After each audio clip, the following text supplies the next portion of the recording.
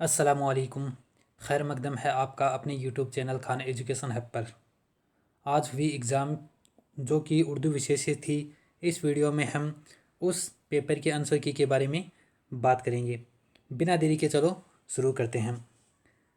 हमारे सामने पहला प्रश्न था, निम्नलिखित में से किसे सिंधु सरस्वती सभ्यता का एक महत्वपूर्ण केंद्र कहा जाता है। इस सवाल का सही जवाब होगा ऑप्शन 3 कालीबंगा। अगला सवाल था, माई नदी का उद्गम है, माई नदी का उद्गम में है। इसका सही जवाब होगा धार, मध्य प्रदेश। ऑप्शन 4 इस सवाल का सही जवाब होगा। अगला सवाल था, बेंगू किसान आंदोलन का नेतृत्व किसने किया। बेंगू किसान आंदोलन का नेतृत्व राम नारायण चौधरी ने किया था। ऑप्शन 1 इस सवाल का सही जवाब होगा। अगला सवाल है, वार्षिक वन प्रतिवेदन 21-22 के अनुसार किस जिले में सर्वाधिक झाड़ी क्षेत्र मिलता है। इस सवाल का सही जवाब होगा ऑप्शन 2 पाली। राजस्थान के वार्षिक प्रतिवेदन 2021-22 के अनुसार सबसे ज़्यादा झाड़ियाँ वो पाली जिले में मिलती है। ऑप्शन 2 इस सवाल का सही जवाब होगा। अगला सवाल है, मोलेला ग्राम किस हस्तशिल्प कला के लिए प्रसिद्ध है। ये है टेराकोटा के लिए। ऑप्शन 1 इस सवाल का सही जवाब होगा।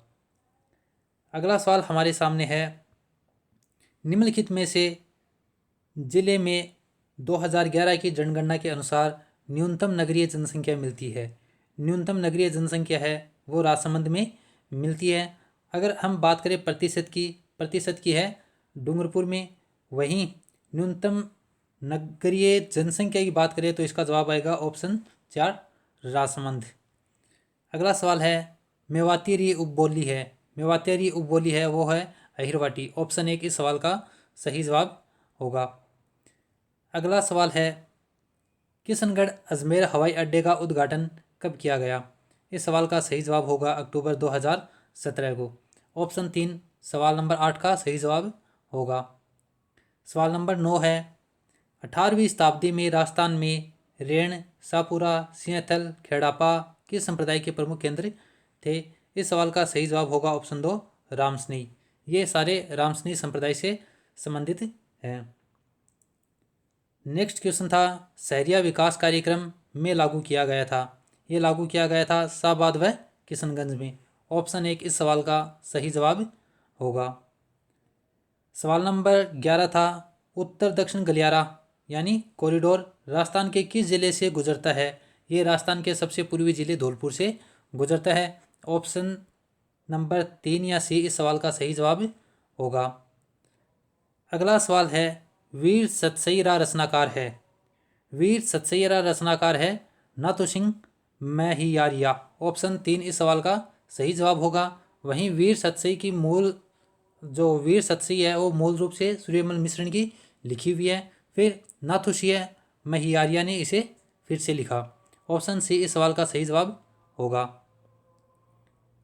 आज़ादी के बाद जोधपुर के कौन से शासक अपनी रियासत को एक स्वतंत्र इकाई रखना चाहते थे।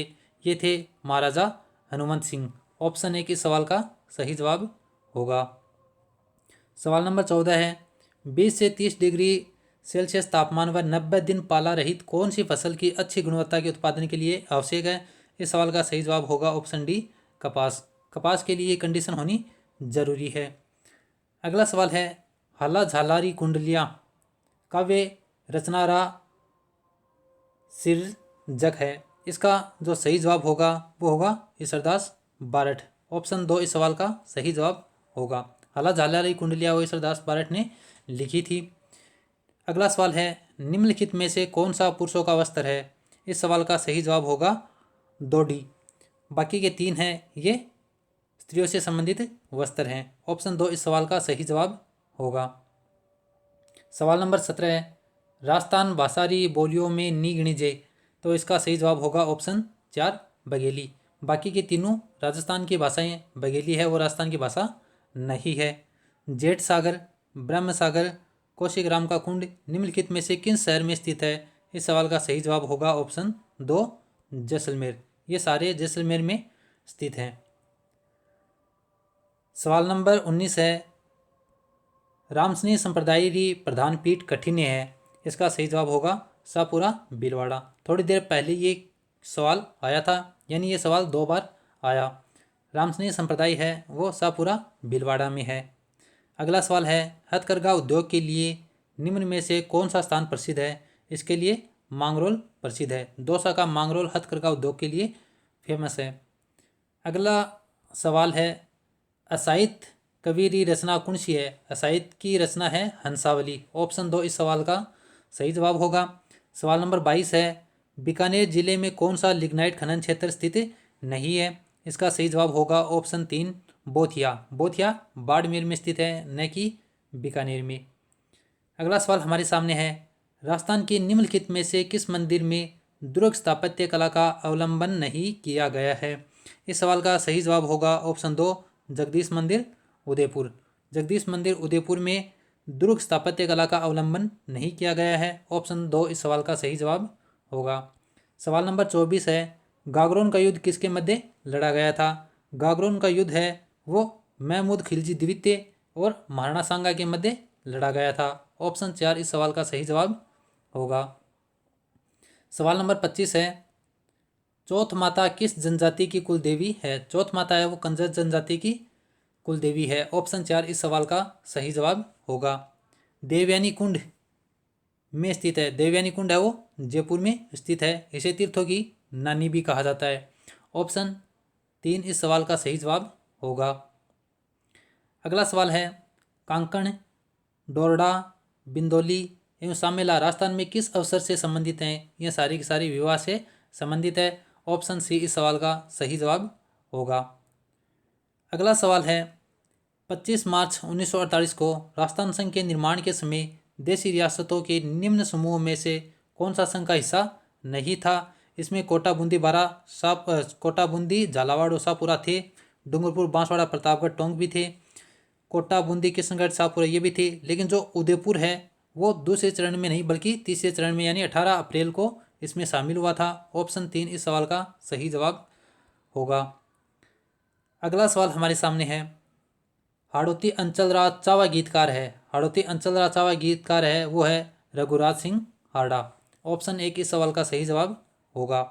राजस्थान में प्रमुख पर्यटन सर्किटों की संख्या 9 है। कितनी है? 9।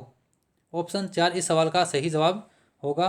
राजस्थान में प्रमुख पर्यटन सर्किटों की संख्या है वो 9 है। अगला सवाल है, जिले में तंबाकू की खेती प्रमुख रूप से होती है। ये राजस्थान के लगभग झुंझुनू और अलवर में होती है। झुंझुनू ऑप्शन में नहीं है तो इसका सही जवाब होगा ऑप्शन 1 अलवर। जो तंबाकू खेती है वो राजस्थान के अलवर जिले में खास तौर से होती है। अगला सवाल, निम्नलिखित में से राजस्थान में कौन सा जिला मरु त्रिकोण का भाग नहीं है? मरु त्रिकोण है उसमें 3 जिले आते हैं, जैसलमेर, बीकानेर और जोधपुर। लेकिन बाड़मेर इसका हिस्सा नहीं है। ऑप्शन 4 इस सवाल का सही जवाब होगा। चंपाकली आभूषण शरीर के किस भाग में पहना जाता है? ये शरीर के गले में या गर्दन में पहना जाता है। ऑप्शन 2 या बी इस सवाल का सही जवाब होगा। लोक साहित्य में किणरी गिनती नहीं हुए, ये एकांकी की गिनती है वो लोक साहित्य में नहीं होती। लोकगीत है, पहेलियाँ हैं, ख्याल और लोक नाटक है, इनकी जो गिनती है वो लोक साहित्य में होती है। ऑप्शन 3 इस सवाल का सही जवाब होगा। गुर्जर प्रतिहार वंश के किस शासक ने अपने पराक्रम से गुर्जरों की प्रतिष्ठा को पुनः स्थापित किया? इस सवाल का जवाब नागभट्ट प्रथम भी हो सकता है और नागभट्ट द्वितीय भी हो सकता है। तो अब बोर्ड इसका क्या जवाब माने वो जाने। जहाँ तक मुझे लगता है इसका सही जवाब होगा नागभट्ट द्वितीय। नागभट्ट प्रथम ने भी गुर्जर प्रतिहार वंश में अपना महत्वपूर्ण स्थान रखते हैं। इन्होंने भी गुर्जर प्रतिहार वंश के लिए खूब लड़ाइयाँ लड़ी और खूब सारे क्षेत्र पर राज किया। राजस्थान के कौन से जिले में सर्वाधिक शिकार निषेध क्षेत्र है? यह है जोधपुर में, जो कि संख्या में 7 है। राजस्थान के जोधपुर में 7 शिकार निषेध क्षेत्र हैं जो कि राजस्थान में सबसे ज़्यादा है।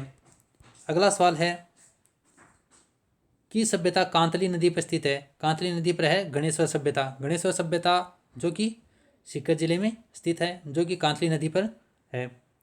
गोला अलीपुरा का प्रसिद्ध भंडारण क्षेत्र है, ये है वोल्स्टो नाइट के। ऑप्शन 4 इस सवाल का सही जवाब होगा।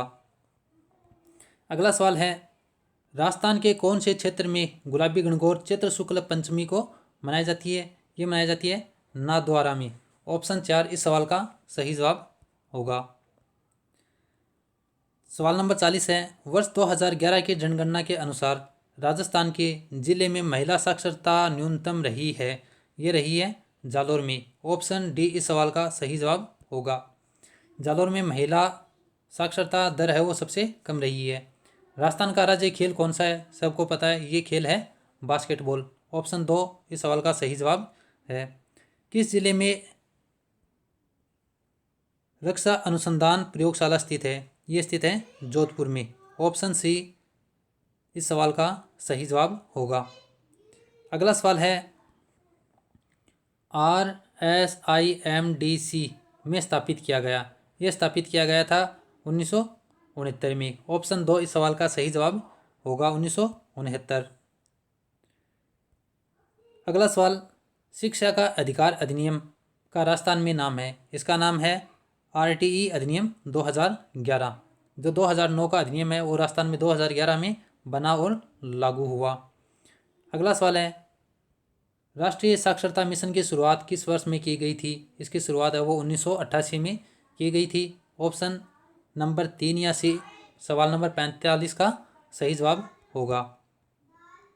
अगला सवाल है, शिक्षा का अधिकार अधिनियम 2009 के अनुसार यदि कोई विद्यालय कैपिटेशन शुल्क लेता है तब उसके लिए दंड का प्रावधान है।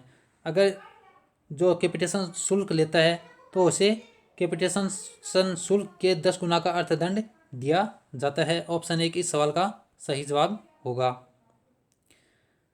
शरद महोत्सव 2022 का आयोजन किया गया। इसका आयोजन है वो माउंट आबू सिरोही में किया गया था। ऑप्शन डी इस सवाल का सही जवाब होगा। अगला सवाल है, mega food park is under construction इन, यानी मेगा फूड पार्क का निर्माण कार्य चल रहा है। ये चल रहा है जोधपुर के मथानिया में। ऑप्शन डी इस सवाल का सही जवाब होगा। भारत में शिक्षा के अधिकार के लिए पहल किसने की? भारत में शिक्षा के अधिकार के लिए सबसे पहले पहल है वो गोपाल कृष्ण गोखले ने की थी। ऑप्शन 3 या सी इस सवाल का सही जवाब होगा। राष्ट्रीय शिक्षा नीति 2020 में प्रस्तावित राष्ट्रीय मूल्यांकन केंद्र को क्या नाम दिया गया है? इसे नाम दिया गया है परख। ऑप्शन डी इस सवाल का सही जवाब होगा। अगला सवाल हमारे सामने है, निम्नलिखित को सुमेलित कीजिए। इन्हें हमें सुमेलित करना है। अमरेश्वर महादेव ये है बांसवाड़ा में, देवी कुंड ये है बीकानेर में, बिसलदेव ये है टोंक में और अंदेश्वर पार्श्वनाथ जी ये है बांसवाड़ा में। तो ये कौन से मिलते हैं? पहले में तीन, दूसरे में दो। तो इसका सही जवाब होगा ऑप्शन डी 3 2 4 1। ऑप्शन नंबर 4 इस सवाल का सही जवाब होगा। मिशन लिसा संबंधित था। मिशन लिसा है वो कोविड प्रबंधन से संबंधित था। इसे प्रायोगिक तौर पर बाड़मेर में लागू या शुरू किया गया था। ऑप्शन 4 इस सवाल का सही जवाब होगा। मिशन लिसा का संबंध है वो कोविड प्रबंधन से था। सवाल नंबर 53 है, राष्ट्रीय खेल 2022 में स्वर्ण पदक जीतने वाले मुकेश चौधरी निम्नलिखित में से किस खेल से जुड़े हैं? मुकेश चौधरी का संबंध है वो वुशु खेल से है। ऑप्शन 2 इस सवाल का सही जवाब होगा। सवाल नंबर 54 है, अगर किसी विद्यालय की विद्यालय प्रबंधन समिति में 12 सदस्य हैं तो उनमें महिला सदस्यों की संख्या होनी चाहिए। उनमें महिला सदस्यों की संख्या कम से कम 6 होनी चाहिए, क्योंकि विद्यालय प्रबंधन समिति की लगभग 50% सदस्य वो महिलाएं होनी चाहिए। कुल की संख्या 12 है तो 50% यानी 6 इस सवाल का सही जवाब होगा। भारत के संविधान के निम्नलिखित में से किस अनुच्छेद में राज्यपाल का विशेष अभिभाषण का प्रावधान है? यह प्रावधान है संविधान के अनुच्छेद 176 में। ऑप्शन नंबर 1 इस सवाल का सही जवाब होगा 176। निम्नलिखित को सुमेलित कीजिए। इसे हमें सुमेलित करना है। शुभ शक्ति योजना है वो 2016 में है। 2016 इसमें सिर्फ ऑप्शन 1 ही है जिसमें ये मिल रहा है, इसलिए ऑप्शन 2 इस सवाल का सही जवाब होगा। शुभ शक्ति योजना 2016। स्व विवेक जिला विकास योजना ये 2005-6 में। अनुप्रति योजना ये योजना शुरू हुई थी 2001 में 2000 जो 21 में इसका नाम बदल दिया गया। जीरो बजट नेचुरल फार्मिंग योजना 2019-20। ऑप्शन 2 इस सवाल का सही जवाब होगा।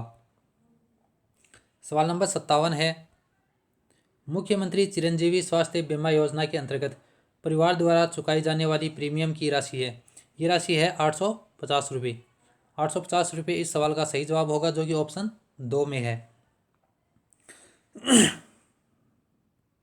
अगला सवाल है, राजस्थान में 2022 में राजस्थान के किस जिले में डीआरडीओ उद्योग अकादमिया उत्कृष्टता केंद्र स्थापित किया गया? ये किया गया है जोधपुर में। ऑप्शन सी इस सवाल का सही जवाब होगा, जोधपुर। मुख्यमंत्री कोरोना सहायता योजना के तहत हर महीने एक विधवा को कितनी पेंशन दी जाती है? इस योजना के तहत विधवा महिला को 1500 रुपये प्रतिमाह दिए जाते हैं, जो कि ऑप्शन 2 में है। अतः ऑप्शन 2 इस सवाल का सही जवाब होगा। 26 दिसंबर 1956 से 1 जनवरी 1957 तक राजस्थान स्काउट गाइड संगठन द्वारा कौन सी राष्ट्रीय जम्बूरी की मेज़बानी की गई? ये की गई थी दूसरी, और वर्तमान जो 23 में हुई है वो है तीसरी। जो 1956-57 में हुई थी वो थी दूसरी। इसका सही जवाब होगा ऑप्शन 1 दूसरी। सवाल नंबर 61 है, नई शिक्षा नीति 2020 लागू करने वाला भारत का पहला राज्य कौन सा है? भारत का पहला राज्य है कर्नाटक, जो न्यू एजुकेशन पॉलिसी 2020 को लागू करने वाला था। अगला सवाल है, त्रिपुरा सुंदरी एक प्राचीन मंदिर है जो बांसवाड़ा के उमराई गांव में स्थित है। ऑप्शन 3 इस सवाल का सही जवाब होगा। त्रिपुरा सुंदरी है वो बांसवाड़ा के उमराई गांव में स्थित है। अगला सवाल है, निर्माण श्रमिक जीवन एवं भविष्य सुरक्षा योजना संबंधित है। ये योजना संबंधित है निर्माण श्रमिकों को बीमा एवं पेंशन स्कीम के लाभ देने हेतु। ऑप्शन डी इस सवाल का सही जवाब होगा। ये योजना है वो निर्माण श्रमिकों को बीमा पेंशन स्कीम के लाभ देने हेतु चलाई गई है। निम्नलिखित में से कौन राजस्थान की प्रसिद्ध एथलीट है? ये है मंजूबाला स्वामी, जिनका संबंध राजस्थान के झुंझुनू जिले से है। ऑप्शन डी इस सवाल का सही जवाब होगा। औपचारिक शिक्षा और अनौपचारिक शिक्षा के संबंध में कौन सा कथन असत्य है? इनमें जो असत्य है वो है पहला असंगठित है जबकि दूसरा संगठित है। ये बात गलत है। ऑप्शन 2 इस सवाल का सही जवाब होगा। अगला सवाल जो कि 66 नंबर का है वो है उर्दू से मुताल्लिक। इसकी रिवायत में लोकरस और मौसीकी को बड़ी अहमियत हासिल है। ये किस सिनफ़े सुखन के लिए कहा गया है? ये कहा गया है गीत के लिए। ऑप्शन 1 इस सवाल का सही जवाब होगा गीत। प्रेमचंद का असल नाम है, प्रेमचंद का असल नाम है वो धनपत राय है। क्या नाम है? धनपत राय। प्रेमचंद का असल नाम धनपत राय होगा। अगला सवाल है, किस सिनफ में सूत और नगमा का इम्तजाज पाया जाता है? ये पाया जाता है गीत में। ऑप्शन जो नंबर 3 है इस सवाल का सही जवाब होगा। अगला सवाल है, प्रेमचंद की शादी हुई थी, प्रेमचंद की शादी हुई थी जब वह 15 वर्ष के थे। ऑप्शन डी इस सवाल का सही जवाब होगा। प्रेमचंद की शादी है वो 15 वर्ष की उम्र में हुई थी। नाजुकी उसकी लब की क्या कहिए, पंखुड़ी एक गुलाब की सी है। इस शेर में मुस्बा है, इस शेर में मुस्बा है वो लब होगा। ऑप्शन 2 इस सवाल का सही जवाब होगा। मुस्बा है वो लब है। अगला सवाल है, तन्हा बोलने या लिखने में जिसके कोई मायने नहीं होते उसे क्या कहते हैं? उसे हम हुरूफ कहते हैं। अकेला तन्हा हुरूफ कोई मायने नहीं देता, तो हुरूफ इस सवाल का सही जवाब होगा।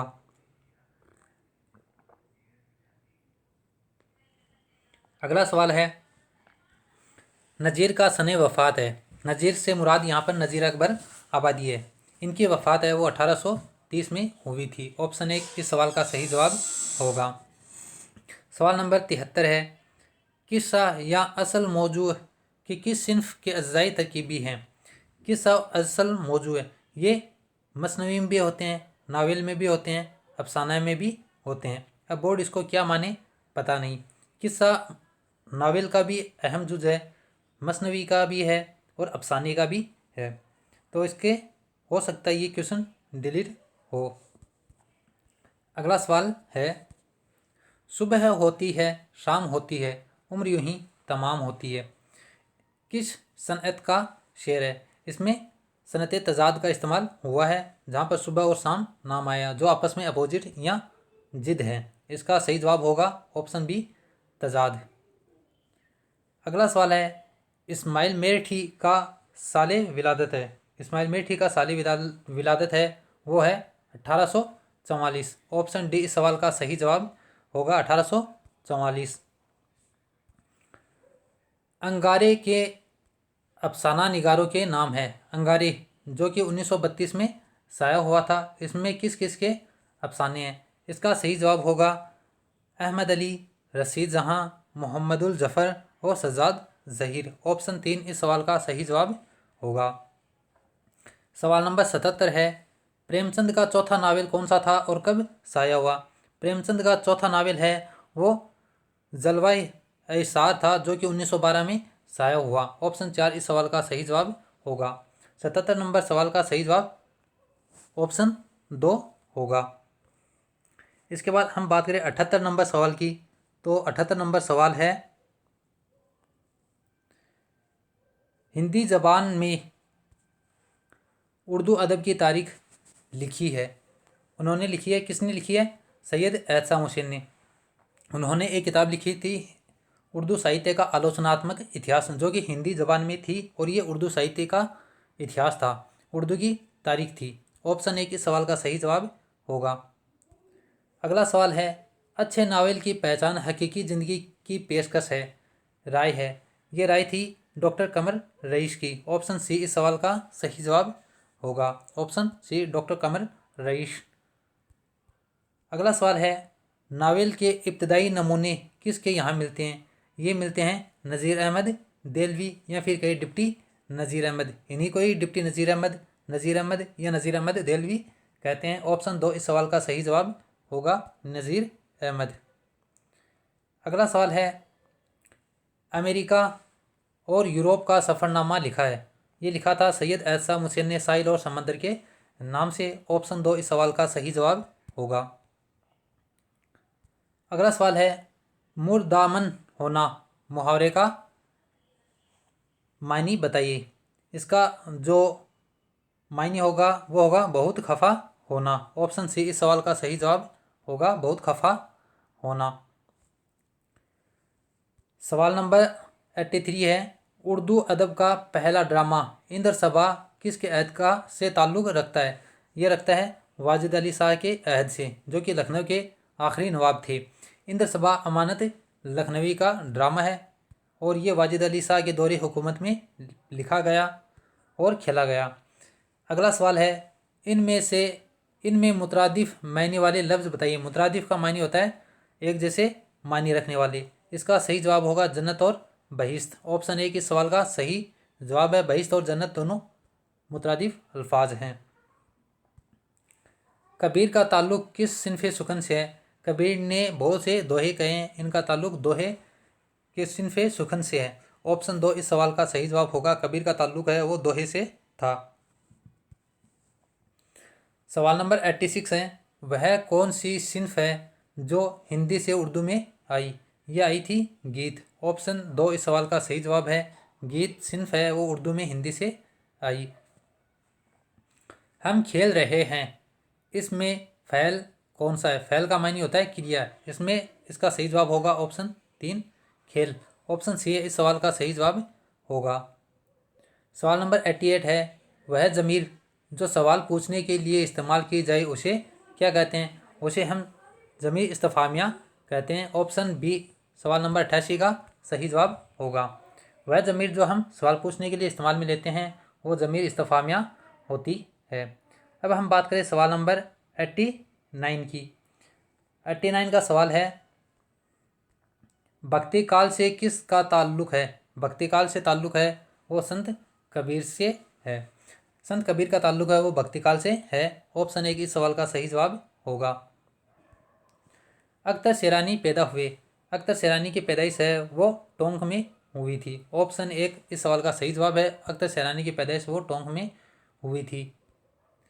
नज़म के लघवी मायने क्या है? नज़म के लघवी मायने है वो तरतीब देना या तरतीब है। ऑप्शन 1 इस सवाल का सही जवाब होगा। नज़म का लघवी मायने है तरतीब। अगला सवाल है, जिस शेर में मशहूर वाक़या, मक़ौला, हदीस की तरफ इशारा किया जाए कि इसके बगैर मतलब तक रसाई ना हो, सनत कहलाती है। यह सनत तलमी कहलाती है। ऑप्शन 2 इस सवाल का सही जवाब होगा, सनत तलमी। सवाल नंबर 93 है, अख्तर शेरानी की पैदाइश कब और कहाँ हुई? ये प्रश्न ऊपर आ चुका है। इनकी पैदाइश है वो 1905 में नवाबों की नगरी टोंक में हुई थी। ऑप्शन 1 इस सवाल का सही जवाब होगा। अख्तर शेरानी की पैदाइश है वो टोंक में 1905 में हुई थी। सवाल नंबर 94 है, आमतौर पर इसके पहले, दूसरे और चौथे मिसरे हम काफिया होते हैं। इसका चौथा मिसरा ज़्यादा बलीग और मायनी ख़ेज़ होता है। ये किस सिन्फ सुखन के लिए कहा गया है? ये बात कही गई है रुबाई के लिए। रुबाई में कुल 4 मिसरे होते हैं और चौथा मिसरा है वो सबसे ज़्यादा अहमियत रखता है। ऑप्शन डी इस सवाल का सही जवाब होगा। अगला सवाल है, नूरजहाँ का मज़ार नज़म किसने लिखी? ये नज़म लिखी थी तिलोकचंद महरूम ने। ऑप्शन नंबर 3 या सी इस सवाल का सही जवाब होगा। नूरजहाँ का मज़ार है वो तिलोकचंद महरूम ने लिखी है। खत्मा का इस्तेमाल होता है। खत्मा का इस्तेमाल है वो जुमले के ख़त्म होने पर होता है। ऑप्शन नंबर 3 या सी इस सवाल का सही जवाब होगा। खत्मा का इस्तेमाल है वो जुमले के ख़त्म होने के बाद आखिर में होता है। तहरीर में बाहमी गुफ्तगू और मकालमे का अंदाज़ मिलता है। ये मिलता है खतूत में। ऑप्शन 2 इस सवाल का सही जवाब होगा, खतूत। अगला सवाल है, सरापा और बीन किस सिन्फ के अज्जाए हैं? ये सिन्फ मर्शिया के अज्जाए हैं। सरापा और बीन मर्शिया के अज्जाए तरकीबी माने जाते हैं। ऑप्शन डी इस सवाल का सही जवाब होगा। उर्दू गज़ल को हसीन ताजमहल कहा है। ये कहा है रशीद अहमद सिद्दीकी ने। ऑप्शन 2 इस सवाल का सही जवाब होगा। उर्दू गज़ल को हसीन ताजमहल है वो रशीद अहमद सिद्दीकी ने कहा है। सवाल नंबर 100 है, मीर बाक़िर अली की सने पैदाइश है। इनकी जो सने पैदाइश है वो 1850 है। ऑप्शन 2 इस सवाल का सही जवाब होगा। मीर बाक़िर अली की पैदाइश है वो 1850 में हुई थी और इनकी वफ़ात है वो 1923 में हुई थी। इस सवाल का सही जवाब होगा ऑप्शन 2 1850। सवाल नंबर 101 है, पढ़ने के अलावा मेरा काम रोटियां समेटना भी था। ये कौल है। ये कौल था डिप्टी नज़ीर अहमद का। जब वो पढ़ाई करते थे, मदरसे में पढ़ते थे, तो उनको पढ़ने के साथ साथ मोहल्ले से रोटियों को इकट्ठा करना भी इनका काम होता था। अगला सवाल है, यादगार गालिब के मुसन्निफ़ हैं। ये मुसन्निफ़ है हाली। हाली ने यादगार गालिब के नाम से एक किताब लिखी थी जो कि गालिब की सवाने हयात थी। ऑप्शन 2 इस सवाल का सही जवाब होगा। अगला सवाल है, आबरू 1 ने, मज़ा 2 ने, निकाह 3, यार ने यारो, बे रुतबा किया ताबलीग तेग 1 को, खंजर 2 को, सुना 3 को। ये जो शेर है इसमें हमें सनत बतानी है। इसमें सनत है सनत शयाकतुल एदाद। ऑप्शन 2 इस सवाल का सही जवाब होगा। सवाल नंबर 103 का सही जवाब है ऑप्शन 3। अगला सवाल है, नावल के मायने क्या हैं? नावल के मायने है नया। ये उर्दू अदब में एक नई सिन्फ है, इसलिए इसका जो मायने है वो नया के हैं। नावल का मायने है नया। अगला सवाल है, साद अजीमाबादी का नाम क्या है? ये सवाल है वो आउट ऑफ सिलेबस था, लेकिन इसका सही जवाब होगा अली मोहम्मद।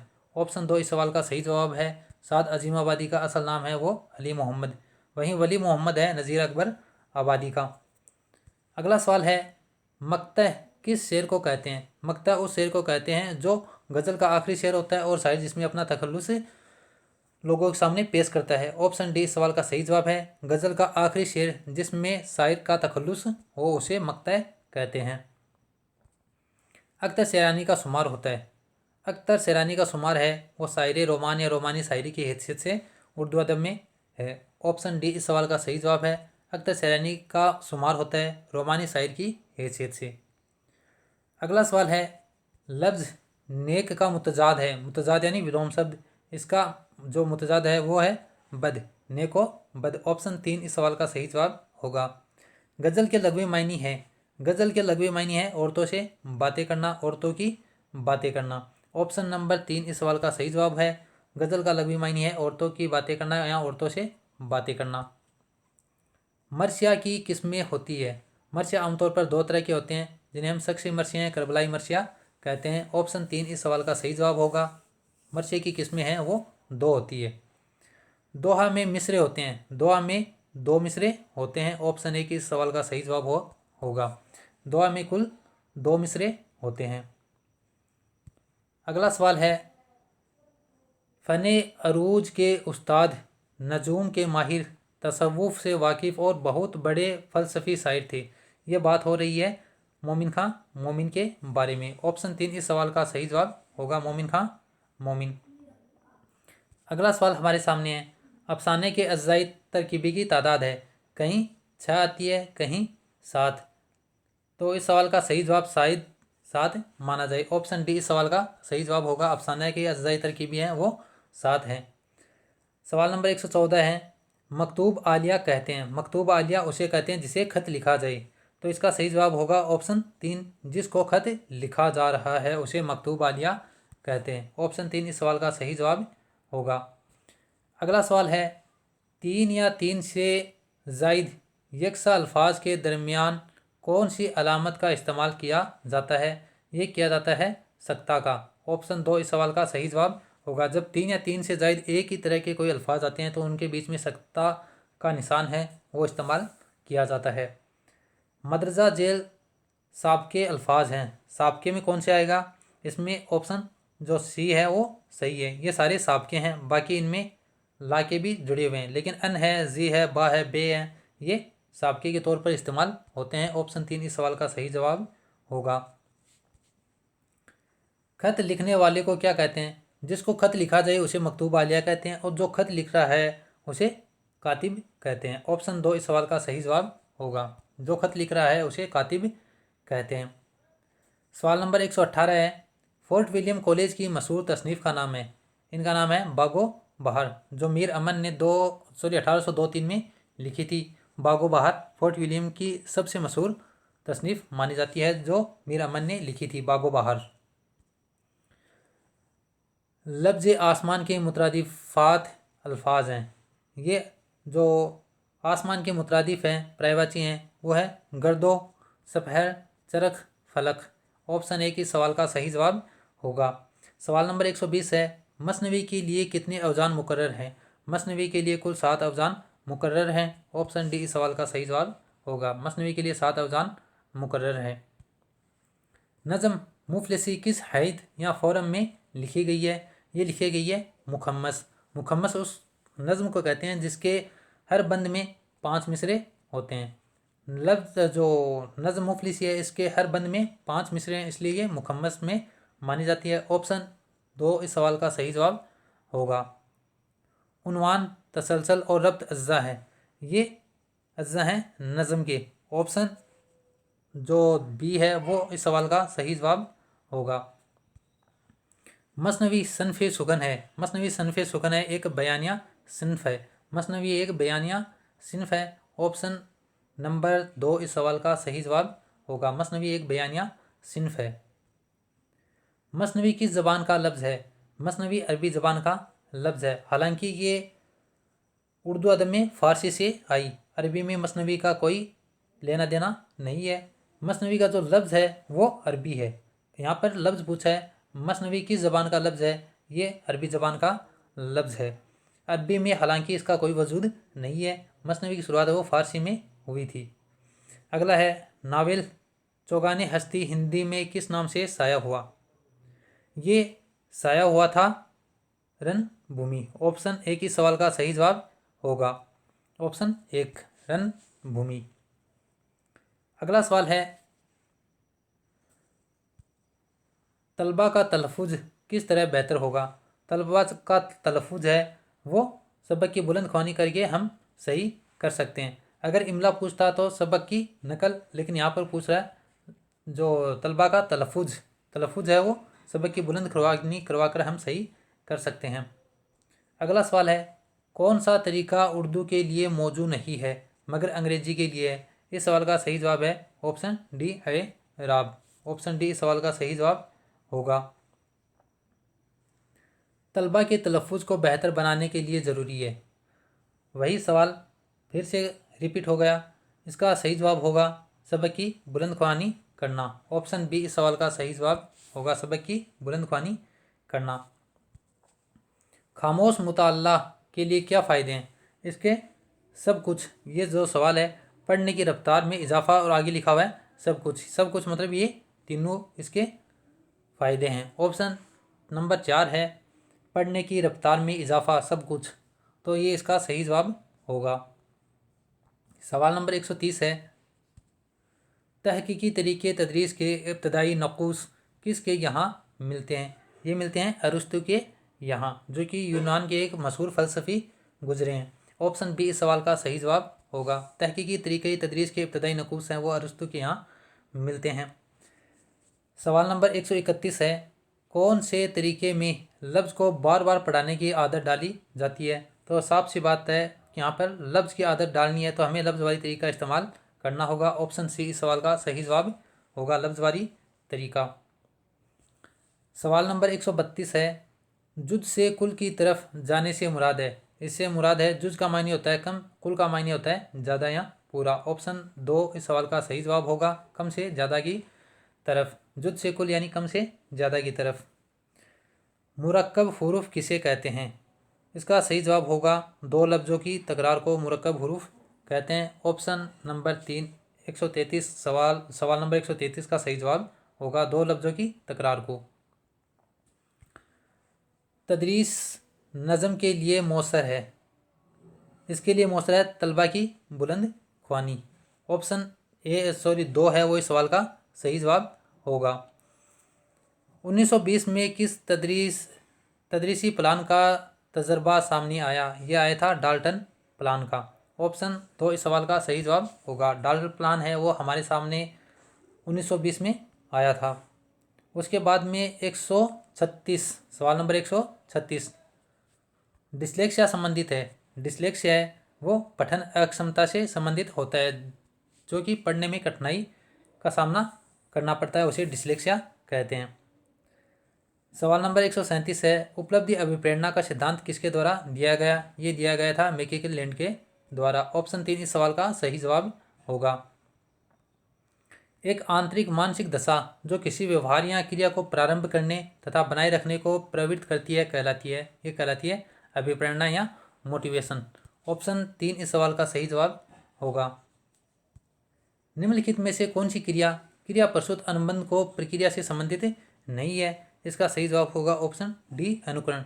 बाकी 3 है ये स्किनर के क्रिया प्रस्तुत अनुबंध से संबंधित है, लेकिन अनुकरण है वो इनसे संबंधित नहीं है। ऑप्शन डी इस सवाल का सही जवाब होगा।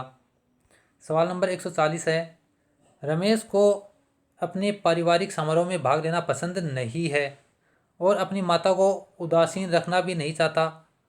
यहाँ संघर्ष है परिहार का।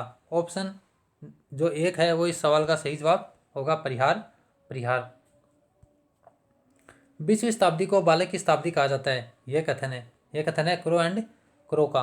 ऑप्शन 2 इस सवाल का सही जवाब होगा। क्रो एंड क्रो ने 20वीं शताब्दी को बालक की शताब्दी कहा है। निम्नलिखित में से कौन सा विद्यार्थी की सृजनात्मकता से संबंधित नहीं है? ये होगा ऑप्शन 3 या ऑप्शन सी अभिसारी चिंतन है वो सृजनात्मकता से संबंधित नहीं है। बाकी के 3 है विचारयुक्त प्रवाह सृजनात्मकता से संबंधित है, मौलिकता ये भी सृजनात्मकता से संबंधित है, लचीलापन ये भी सृजनात्मकता से संबंधित है, लेकिन जो अभिसारी चिंतन है इसका संबंध सृजनात्मकता से नहीं होता। सवाल नंबर 143 है, निम्नलिखित में से कौन सा जोड़ा सही नहीं है? इस सवाल का सही जवाब है क्षेत्र अधिगम सिद्धांत। ऑप्शन नंबर 3 इस सवाल का सही जवाब होगा। क्षेत्र अधिगम सिद्धांत है वो लेविन ने, सॉरी इसमें आएगा लेविन का, ये तो सही है। सामाजिक अधिगम का सिद्धांत है वो ब्रूनर ने नहीं दिया था। ऑप्शन नंबर 1 इस सवाल का सही जवाब होगा। ऑप्शन 1 सामाजिक अधिगम का सिद्धांत है वो अल्बर्ट बांडुरा ने दिया था, न कि ब्रूनर ने। ऑप्शन 1 इस सवाल का सही जवाब होगा। शिक्षा मनोविज्ञान शिक्षक की मदद करती है या करता है। ऑप्शन डी शिक्षा मनोविज्ञान है वो शिक्षक की बाल विकास का ज्ञान प्राप्त करने में मदद करती है, बाल स्वभाव में व्यवहार को जानने में मदद करता है, विद्यार्थियों की समस्या को समझने में मदद करता है। ऑप्शन डी इस सवाल का सही जवाब होगा। सवाल नंबर 145 है, किस रक्षात्मक तंत्र में एक व्यक्ति अपने काल्पनिक जगत में अपनी अनगिनत इच्छाओं को पूर्ण कर तनाव मुक्त हो जाता है। इसका सही जवाब होगा दिवा स्वप्न। ऑप्शन नंबर 4 या डी इस सवाल का सही जवाब होगा। किस चार्ट में केवल एक डेटा श्रेणी को दर्शाया जाता है। इसका सही जवाब होगा स्कैटर्ड। ऑप्शन नंबर जो 1 है वो इस सवाल का सही जवाब होगा। सवाल नंबर 147 है, निम्नलिखित में से कौन सी बिग डाटा की विशेषता नहीं है। इस सवाल का सही जवाब होगा ऑप्शन 1 खालीपन या वॉइड। जो बाकी 3 हैं ये बिग डाटा की विशेषताएं हैं, लेकिन जो खालीपन है वो बिग डाटा की विशेषता नहीं है। ऑप्शन 1 इस सवाल का सही जवाब होगा। संकेत शब्द वाक्यांश स्लोगन चिन्ह के अंतर्गत संरक्षित हो सकते हैं, ये हो सकते हैं कॉपीराइट के अंतर्गत। ऑप्शन 1 इस सवाल का सही जवाब होगा। सवाल नंबर 149, ये सवाल जो मुझे नहीं मिला इसे आप अपने हिसाब से देख लीजिए। लास्ट सवाल है जो कि 150 नंबर का है। मैक एड्रेस की लंबाई है ये होती है 48 बिट की। ऑप्शन सी इस सवाल का सही जवाब होगा। मैक एड्रेस की लंबाई है वो तकरीबन 48 बिट होती है, 48 बिट। ये था अपना पेपर और उसका सॉल्यूशन। आप सब ने पेपर दिया है और उम्मीद है आप सबका पेपर अच्छा हुआ है। मिलाने के बाद बताइए कि आपके कितने क्वेश्चन इस पेपर में सही हो रहे हैं। वीडियो देखने के लिए थैंक यू, धन्य शुक्रिया। और इस वीडियो को ज़्यादा से ज़्यादा शेयर करें और चैनल सब्सक्राइब ज़रूर करें।